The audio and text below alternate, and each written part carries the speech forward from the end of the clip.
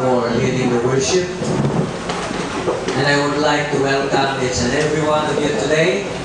So, gikalipay na ko nga nakita ang Matagusa.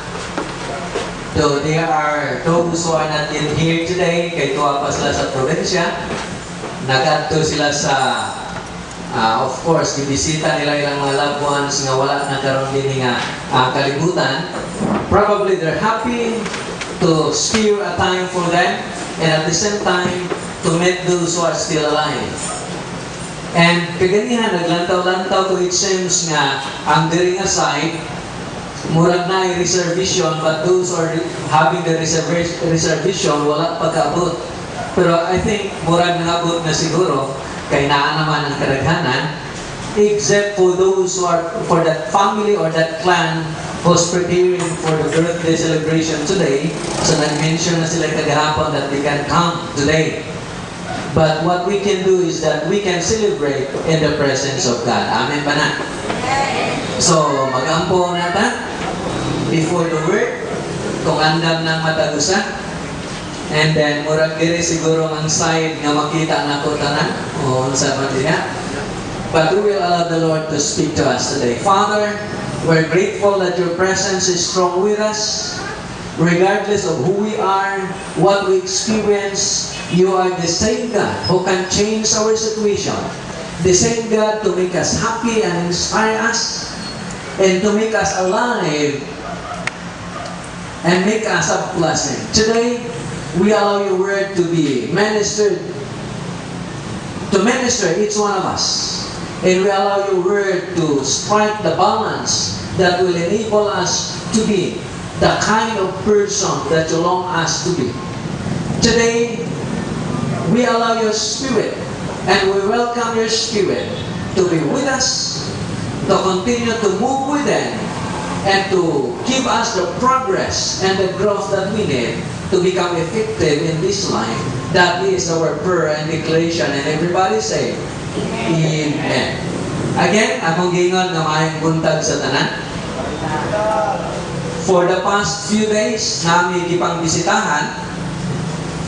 And then for Colum, wala may kabisita nila, I think in dagan sa 6 months, dugay-dugay no. That is only according to my estimate. And then we've learned that we have encounters in this life. Previously, one of their loved ones, medyo hingdiya na. But yesterday, we also learned that another one passed away. In fact, in this life, kung atong lantawon, there are many things in this life that would bring us pain. As well as disappointments, fear, and discouragement that pull us down. If we can only name them one by one, it's many. It is like putting a load on us, making it heavy enough to cause us to go down instead of going up. To cause us to stop instead of moving forward. These are the events in life, and it takes or it comes in many forms and different ways. Probably it would come as a workload, heavy enough. A load that is for us is beyond our strength to the extent that we cannot understand what to do next. And probably it would come as an emotional load. Usahay ang atong emotion, di nato masabot. Relationship are strained. Relationship are severe. Nangabugto, di nato masabtan. How it has been exchanged by something. And there are times it comes in a form of financial load. Income would not be enough, and bills to be paid were so many. Usahay, dili na nato masabot. But these are the kind of forms of loads that have come always. But whatever it may be, people of God, there is only a purpose and intention while it comes. The intention is for us to be distracted, to distract us. Meaning to say, to lose the focus, the loss, the concentration on what we are doing presently according to the will of God, or probably not only to distract us, but even to derail us, to keep us from the track, or to keep us away from the track. Meaning to say, instead of being in the right place, in the right way, it will pull us off along the way. So instead na makapadayon ta insakto atong giagian, it will pull us away. It will cause us to drift away, to stray away from where we are. Those are the purpose. First, again, it is to distract us. It is to derail us. And basically, to slow down and to stop us and keep us from fulfilling the destiny that God has for us. I'll tell you, we are a people destined to something else. We have a destiny. God purposely created us for a purpose that would be our part. That is for us. Wala tahimuan sa Ginoo para lang maglisod-lisod nining kalibutan na. Do you agree with me on that? Wala ta tagay sa Ginoo kinabuhi just to suffer, want, and needs. He has created us for a purpose. Naagin katuyuan. You are not an accident. We are fashioned and designed according to God's objectivity for you and for me. There was a plan. Amen ba na? From the very beginning, God has a plan. And that is why somebody would like to distract us, somebody would like to derail us, somebody would like to remove us from the way towards that direction so that we cannot fulfill what we need to do in this life. That is the very purpose. We have to understand why things happen to us, why it has been allowed, and what are the things that we need to do to keep it up. Hello? Nasabtan ba ko anak mga katawan sa Diyos? God has a plan. And that plan involves you and me. Nobody in this room, nobody in this place existed for nothing. We are created according to a design. There was a blueprint before we have been created. Plano na lang daan sa ganyan. Matod pa diya, including on that plan, for us to become effective is the blessing beyond comparison. A blessing without something that can be compared of. A blessing that only God knows how it would have an effect on our lives. And that blessing, matod pa niya sa Ephesians, ingon siya nga, God has blessed us with all spiritual blessing in Christ. Many people said that was so spiritual. But what I need is a material. I'll tell you, greater is the blessing that cannot be seen compared to the blessing that can be seen. Why? Those things na itong makita in kalibutan are limited. Right? They have their own limits and they have their life that will not last for eternity. But the blessing that God has mentioned for eternity, the blessing that cannot be seen and later will be manifested in the natural, are without limits. Because these are the things that God has prepared for us even the time na wala pa tamatao.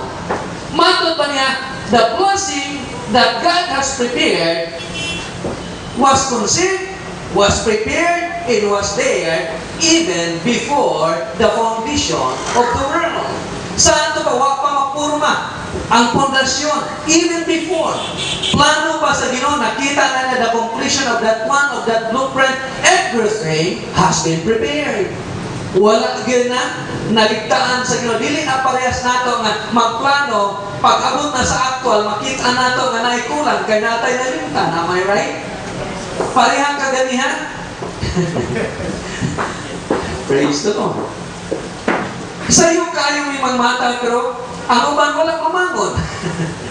Bisag yun sa ingon nga, we have to have on this time so that we can start early. And then when we move on, hingring ang phone. Ay ko nga, anak kay hingring, naana po na yung nalimtan. And paglingi na mo, the DLP was there. And ko, we can already start if things were there. Everything will be there. Sa ato, pa sa atong plano, musugutag sa dili, sa actual, ato mabantayan nga naatay nalimtan. But with God, from the very beginning, nothing has been missed. Everything has been prepared. And it's up to us to fit in to what God is doing. That is why in His plan, it always includes you and me. Tingnan mo katupad, labot ka sa plano sa Ginoo. Amen ba na? Kinsa may nalipay din nga, di ta aksidente, labot ta sa plano sa Ginoo. Taas kamot. I like to see hands, not just hearing the amen, the hands. Blended with your happy faces and smiles. Amen? Muna nindot kayo. See? In fact, what I am sharing to you today, I keep on and try my best to recall those things because I failed to save my outline. I lost it at random, at transit, and I am forced to recall what to say to you this morning.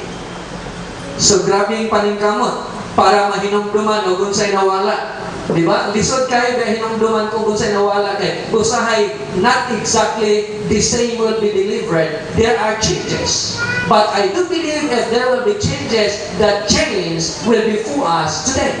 And for each one of us. Nasabtan ba ko, anak? So that was the plan. And it's like this. When God has that plan from the very beginning, the good thing is that His plan, or God's plan, never fails. What pagkapakyas or kapakyasan ng plano sa Ginoo? God's plan never fails and it will always prevail. Dili gina siya mapugna. It will be as or according to its declaration, it will be. And it cannot be stopped. In fact, nobody can stop. Akong husband, God's plan never fails. It will always prevail. It will be as declared, and it can't be stopped. And in fact, nobody can stop bisag iya pang gustong pugna. And I'll tell you, even you cannot stop the plan of God in your life. So many times we thought that we can, but I'll tell you, you cannot. God is a sovereign and supreme God that He cannot be stopped even by ourselves. Hello? Even if you blew up the plan of God, I'll tell you, God has His way to get through you. It sounds unbelievable, but it is. And I would like you to refer to the Word of God, how it happens and why I've said those things that we cannot stop the plan of God. God in the Bible mentioned and declared a blessing to the Israelites people. Am I right? And one of the blessing and declaration that He had is that they will be productive, they will increase in numbers, and they will be the model that people can look at on how God is blessing them. But I'll tell you, in the book of Exodus, chapter 1, 2, and 3, after the glorious time of Joseph, okay, nung sa glorious time of Joseph, and after Joseph and his generation, there was a king, a leader of Egypt, that has been enthroned, and yet he doesn't know Joseph, and he treated the Israelite people contrary to that declared blessing of God. Matod pa sa king, kaning mga tawhanan nagadaghan, basig og naay gubat, mudapig sila sa kaway, so we will make things difficult for them. There are people actually in this life that will make our lives difficult. I'll tell you. So many times, makaingat nga, if without these people, I have a good life and enjoy it fully, but since there are people like them, then I was affected. I'll tell you, bisag asa, it will always be true. There are people who will make our life difficult. Kinsa may mo agree ni Ana. Tinuod na siya, bisag asa tamo adto. And that was the rule of Pharaoh. He is making the life of the Israelites people difficult, and in fact, he would like to reduce their numbers, contrary to the declared blessing of God that they will increase. Ang gusto sa Ginoo nga mudaghan sila musanay, pero ang gusto sa Pharaoh that they will be reduced so that they can be controlled. So they become the slaves of the Egyptians. Kaya wa man masayod nga Joseph has contributed a lot para progress ang ilang nation. But in so doing, the more that the Israelites people in the midst of difficulty and life that is being troubled by that leader, they continue to increase because nobody can stop when God declared a blessing to us. God declared a blessing that we will increase, and Pharaoh cannot reduce that. Even killing them cannot make them reduce to what he would like to be. But it will always be according to the word of God. That is why in that time, Pharaoh said, "You midwives shall kill every boy, baby, nga matao. But if it is a girl, then you can leave them alone." So that was the declaration. Kaya nga naman, unsaon man God nga ang mga midwives hindapig man sa Israel because they fear God. So wala sila gipang patay, and then they give the whistle nga lively ang mga Israelites women, mga anak na dayon bisag wala pa'y midwives. And so doing, the Lord's favor is upon the midwives. Gibless niya to, king in line sa iyang kabubuton. They've got their own family. See? That is why it becomes the directives of the king. Apatyo na lang yun. Kuya, no? And it needed to be thrown to the river. I'll tell you, nobody, a mother in her right mind, na mulabay o anak sa suba, right? Sa basurahan lang, karon puso na kayo. Meaning to say, that is not like before. Pero matod pa niya sa Bible, nobody will do that. So the time for Moses to be born, and it so happened, pagkakita sa iyang mama nga healthy kayo, himsog na bata, makapahimot, makapalipay, iyang gitaguan for 3 months. And Moses did cooperate. Huwag ihilak-hilak si Moses. So, patay ka mga pastor. Siyempre, kakita mo bata nga di mo hilak? Butangan ko na update. Nga nung gayon man kuha mo hilak. O ang bata mo hilak, di kinamatago sa silingan, right? Mahibaw ang impossible for 3 months na wag yun mahibal nga na ay bata nga na tao. Gitaguan for 3 months. So, butangan siguro tape ang baba. Somebody said to me, "Pastor, pwede man na katuganing manok, huwag ay katingog, huwag ay mahibaw nga daghan kay manok hinuktan."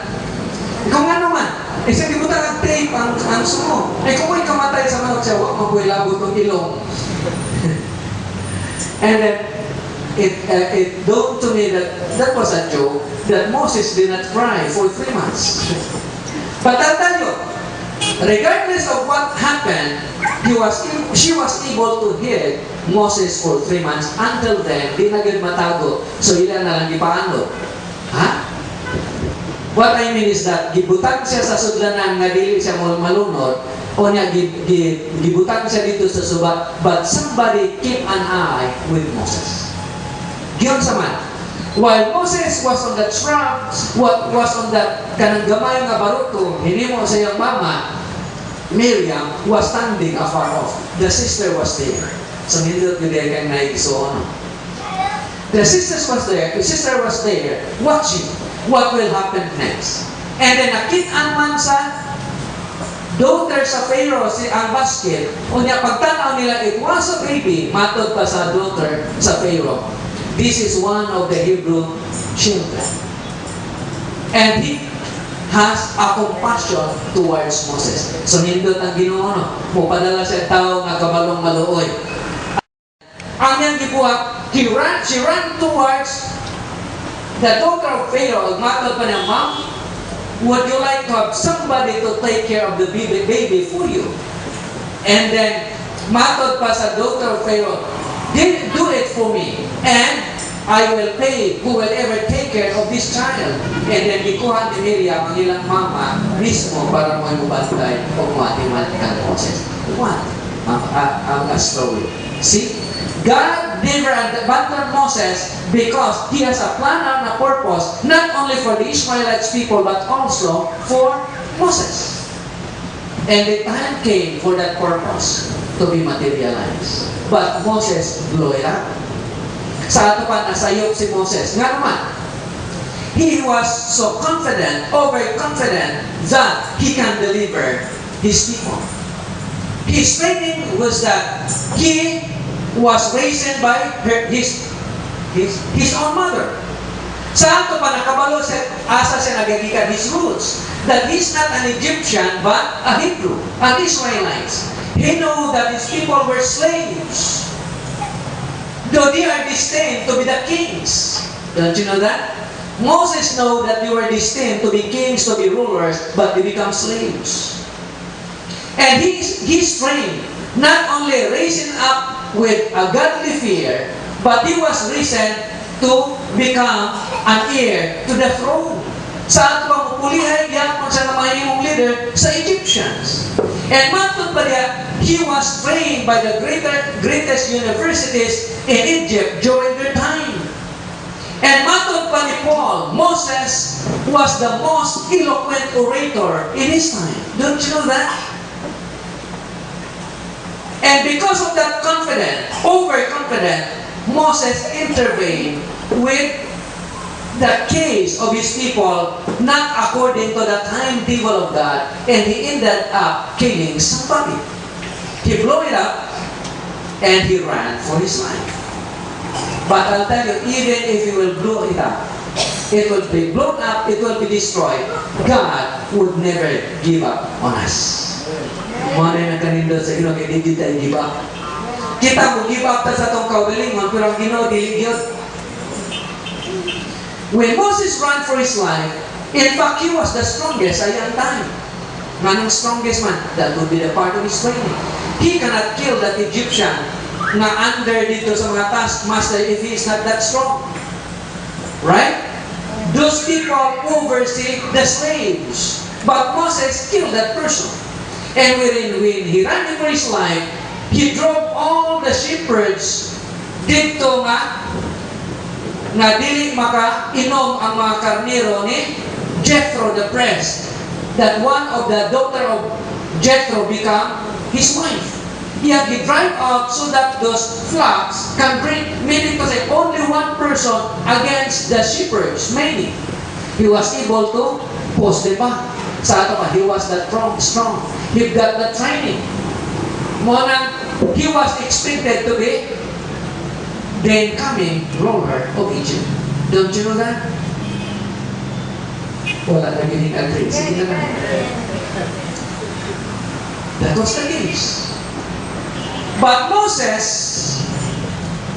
kaya na-blow up man ang plano sa Ginoo, he ran towards the direction where Jethro lived, and he thought his life will already be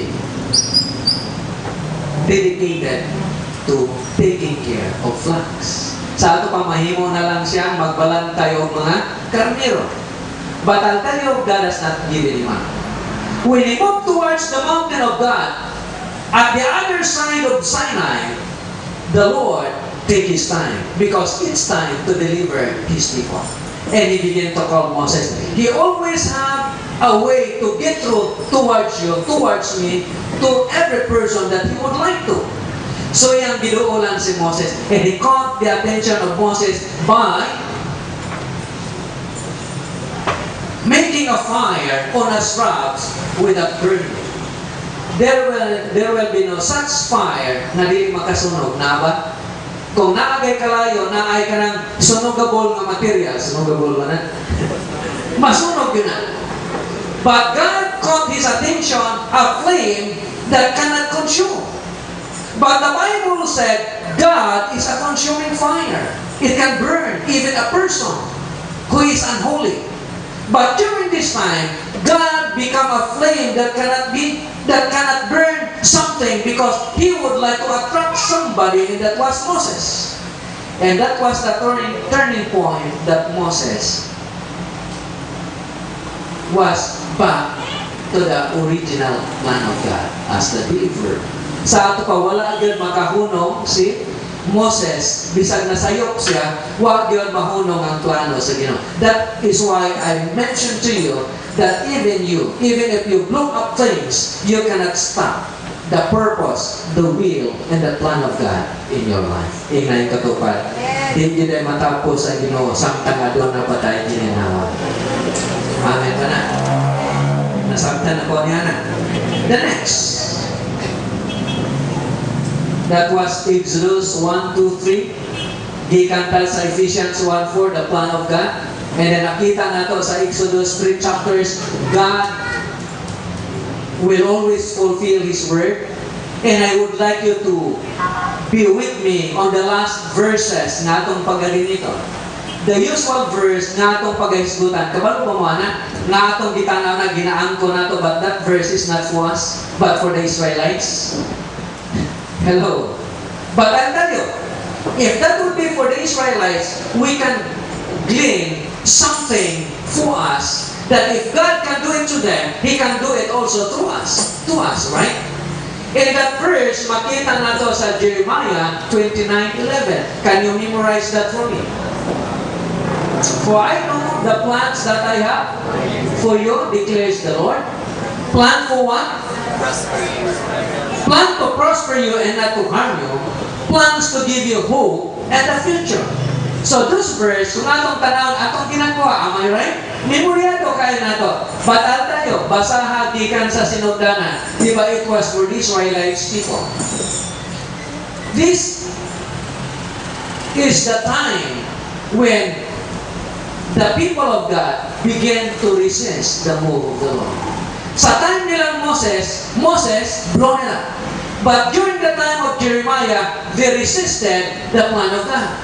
Sa ato pa, there are times and instances that we resist and go against the will of God. Don't you know that? There are times. And matod pa diya, the Lord's plan and purpose, even if we will resist, it cannot be stopped. Still, it will prevail. Hello? Are you still with me? Nagkasinabot pa ba ta? So atong lang taon, kami nga kapanahunan, before si Jeremiah nag-mention sa 29:11, mao ni ang panahon that God give His instruction. Meaning to say, God's plan is always coupled with instruction. Kuhaan ni Ikson, ang plano sa Ginoo, adong nanay kauban nga pahimangno. Nasabtan ba ko?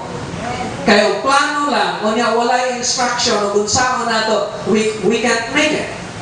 So therefore, God's plan will always be coupled with instructions to direct us what to do next. That would be our guide points for living. Na agyagiya kan mo na kung saan nato pag kinabuhi. But at this point, nakita nato that the Israelites people were not putting their trust on God. They would like to have their own ways. They resisted what God is doing in their midst. Does it mean na di matuman ang plano sa Ginoo? Because those people na iyang ginakuha nga mao iyang paghimuon na instrument for that purpose, wala mo sa no, wala mo sa good. Does it mean that God would stop? No, it's not. Matod pa niya, because His people resisted, He gave them up towards captivity. That becomes the reason why the Israelites people become captives. Nahimo silang dinakpan. And then when they were carried towards Babylon, dala na sila ni King Nebuchadnezzar, there the Lord gave a message and somebody put it in writing and it has been carried and has been given through Jeremiah, gidala po sa Babylon for specific instructions from the Lord. Don't you know sa gisulti sa Ginoo? These are the people who are carried because they resist the Lord, but there the Lord gave His instruction. When they were in Babylon, matod pa sa Ginoo in chapter 5, Jeremiah 29, ingon na dayon ang Ginoo nga, build. Sa ato God become so engrossed with construction business. Ingon ko siya, build. O, di ba construction na, basta mag-build, right? So na, sa construction business, matod pa niya, build houses. Wala sa mga balay lang, houses. Meaning to say, God is in a subdivision business. Hello? Di mo to, kung may kang magtukod o daghang balay, o sa mana? Just a shelter or a subdivision? That was a subdivision for the Israelite people. Matod na builds houses. Pagkanindot, build houses. Di pa mo agree na yun. Sorry. Matod na build houses. Settle down.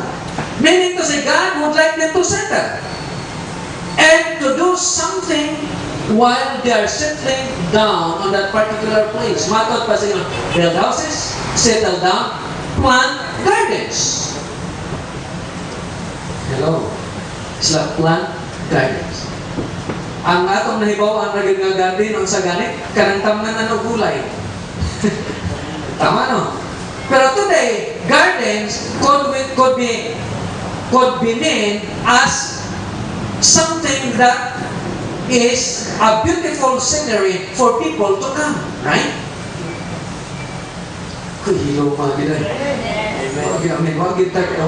Dito sa Davao na gitawag Gap Farm. Dito sa Gap Farm, nga ito ni Manuroy, na retreat, na mga balay, na mga tanom, na swimming pool, na mga nindot kay nga mga talanaw. That was a garden. Sa ato pa, dili alugbati, dili sibuyas o sa diang natanom, but something that is atong masuruyan. And I do believe na even sa time ni Solomon, matod pa, I plant gardens, I build pools o tanawa, dagan sa gimo. Sa ato pa, God is saying that we have to become productive. Simple. When God said build houses, plant gardens, settle down, ang gusto mahitabo sa guys, they will become productive. God's purposes for us is to become productive. He is not delighted when we are not productive. That means we are lazy enough to do something. Right? So there it is, matod pa sa Ginoo, in short, and plain and simple words, ang gisulti sa Ginoo sila, be productive. Be blessed. And matod pa sa Ginoo, declare peace and prosperity in the area, in the place we are living, because when you declare peace and prosperity, and the place will prosper, you will prosper also. Meaning to say, the prosperity of the place depends upon us. Dili ta makaingon nga wa magud atong nanani atong syudad gipasagdan sa atong mga leader, that is why lisod ang atong kahimtang. No, matod pa sa Ginoo is that declare peace and prosperity in the place you are living, so that when it prosper, you will become prosperous also. It depends on us. In fact, it doesn't depend upon the politician. It depends on the people of God. Declare. And then kung atong mantaon pagod, matod pa sa Ginoo, pray, ask the Lord that it will be. Sa ato pa, when we declare peace and prosperity, God is expecting that we will pray and ask Him that it will become a place, a productive place, not only for us, but for others to dwell in. That is God's purpose. Meaning to say, our lives has been created for us to do something and to change the situation in the area of responsibility where we are living. Amen ba na? Nasabtan ba ko ang mga igsoon? Can you give a clap to God because of that? That is good. And that was His purpose. But that is not only the end. When God said, prosper, ask the Lord, ingon na dayon siya nga, for 29:11, for I have a plan for you, declares the Lord, before these things. And when you move down after the 29:11, matod pa ni Jeremiah or the Lord through Jeremiah, ingon na dayon siya, when you ask the Lord and ask it with all your heart, with certain sincerity and faithfulness, then God will move in your behalf, and I will become myself available to you. That is the good thing with God. He is always available when we need Him. The problem is that we will only come to Him when we need Him. Right? But God is trying to say that we have to need Him in every details of our life. Not only in times of needs, not only in times of difficulty, not only in times of pain, disappointment, fear, and discouragement, but at all times. Mo nang matod palayo niya, when you ask, when you come, then I will make myself available. Meaning, God is putting Himself greater than anybody else, even the politicians. Because the Lord is saying, I will make myself available. And the politician is saying, dali ka kong duulon.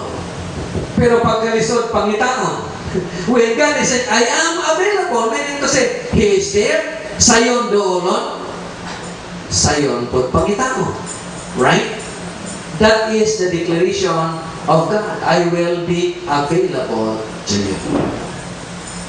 But this declaration sa Ginoo is in the midst wherein His people resist His plan. But I am trying to emphasize, and I would like to end in this portion so that we can end also and learn many things. Matod pa diya, when we resist the Lord, it won't stop His purposes and will. Matod pa diya, kay ga-resist man sila, ingon na dayon ang Ginoo. But, nagyapon sa Jeremiah 29, but after 70 years, I will come and consider your case. After kuno sa 70 years, He will come and consider their case. But God is blessing them. How come after 70 years? It is because they resisted God. And because they resisted God, God would like to finish that generation because 70 years means one generation. Except of course, sa katong mabuta yung 100, that would be another generation. Para sa mundo lang na 103. Huwag may magkita, tayo ako kaulit. Pero matod pa diya, 70 years, one generation, gihulat sa Ginoo para mangawala ang mga karaan, God will be moving to the next generation. God's purposes and will still be fulfilled and be accomplished, but it will move to the next generation when the present generation will resist God. It won't stop God, but it will move to the other generation. That is why kinahanglan nga 70 years ang ulabay. That would be meaning new generation. Fulfillment of God's plan and purposes. Have you remembered the wandering Israelites in the wilderness? Nga gipahuman ang katong nga generation nga gahian og ulo, ang sunod nga generation mo ay nakasulod sa promised land. I'll tell you, sa time ni Jeremiah, the same 70 years. That would mean the new generation. But why God is blessing that present generation in spite of their resistance, regardless of what they are doing contrary to God's purpose? God bless them because God is trying to correct, to amend, and to change them into a person that He would like them to be, and to make them an instrument to prepare the next generation. Now, their purpose is preparation. Preparing the next generation. But I'll tell you, it can be true to us, It can be true to everybody, and I would like to dwell and to end at this portion. When we resist God, God will still bless us to this purpose, to prepare, to having some preparation, the prepare us. We miss something else. We begin to resist and did not flow in the purposes and will of God. Beloved, today, the message that has been given is that God's plan never fails. It will always prevail. Where are we in the plan of God? What are our part? And what purposes we are here? Are we on the fulfillment of what God has been preparing? Or are we preparing the people so that we will enjoy supposedly the things that we will enjoy? I would prefer to prepare and at the same time to enjoy. What about you? Nabatay na kuha karon niya kabuntado. Again, Osborne ako, I prefer to be in the preparing and to enjoy what I have been preparing for. And I would like to encourage each and every one of us to do the same. Magapon. Father, we thank you for your word. We thank you that you are the greatest, the great God whom we serve. The God who is preparing the best for your people. The God whose plan and purposes that cannot be thwarted, but will always prevail for your glory. Lord, our prayer, enable us to fit in, to function according to the design, so that we can be a one piece that will contribute to the whole thing that you'll be doing in our generation. Thank you, Father. Glory belongs to you now. In Jesus' name, amen.